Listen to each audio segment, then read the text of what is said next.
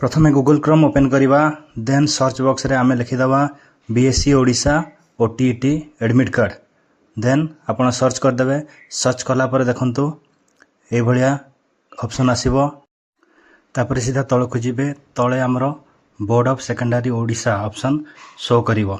देखंतु ए भली हमरो board of secondary education of Odisha show करिवो। सेठी आपण क्लिक करदेवे।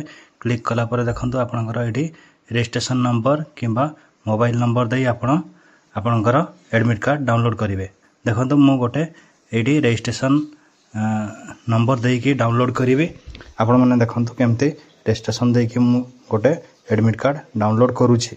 तो रजिस्ट्रेशन नंबर जो बॉक्स अछि सेठी मु मोर रजिस्ट्रेशन नंबर दे देली एवं लॉगिन रे क्लिक कर देली। देखंतु एडमिट कार्ड पळि आसिला। एई एडमिट कार्ड को आपण डायरेक्ट प्रिंट करि परिबे किंबा सेव करिकि रखि परिबे। तो एई भली भाबरे आपण माने एडमिट कार्ड 1 मिनिट रे आपण डाउनलोड करि परिबे।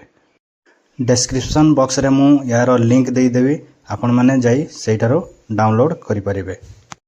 जदि आपण माने चैनल रे नुआ ताले चैनल टी को आपण सब्सक्राइब कर दियंतु एवं आपण मानक संग मानक शेयर करंतु।